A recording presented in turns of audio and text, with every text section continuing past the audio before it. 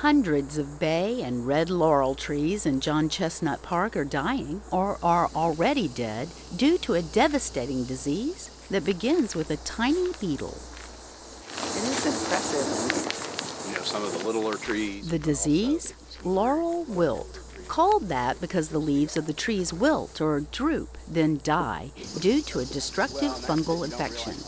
The beetle? The red bay ambrosia beetle, an invasive and exotic species of beetle commonly believed to have been introduced into the southern United States about 10 years ago when it was brought to ports aboard cargo ships carrying wooden crates and packing material from Asia.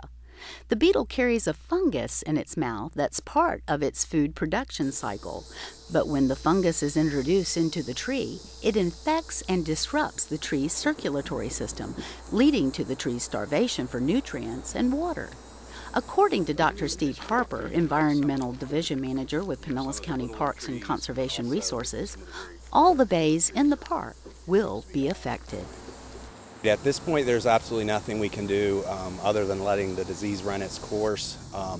There's no feasible way to control the beetle. It spreads naturally. It's invaded all the way from the coastal areas of South Carolina and Georgia. It's headed south through Florida.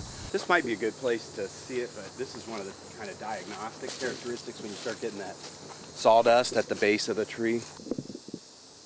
The disease was discovered in the park about 16 months ago when a single infected bay tree was identified, cut down, and disposed of according to Florida Department of Agriculture's recommendations. One of the telltale signs of the ambrosia beetle is the sawdust pillars that accumulate on the bark as they bore into the tree. You can see the powder coming off.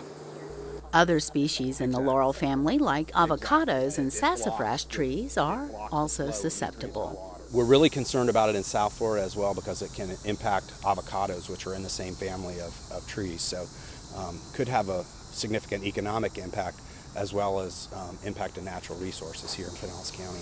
You can help prevent the disease from spreading. Pinellas County Extension Agent Jane Morris offers this advice. Well, the main thing is to not transport any infected wood or infested wood.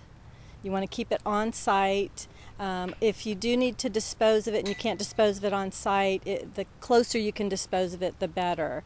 It's best if you can bury it or burn it. If you have a bay on your property and want to protect it from laurel wilt disease, there is one potential treatment. There are some inoculations that are being experimentally developed where a plant might be treated with a fungicide to try to prevent it from getting infected, but once the tree's impacted, there's nothing we can do about it. We can't get rid of the fungus once it's already established. Again, preventing the spread of the beetle is critical in controlling the spread of laurel wilt disease. Use local firewood and don't move firewood to other locations. And don't transport wood products like pallets, mulch, or sawdust to new areas. Any wood products can be harboring the beetle.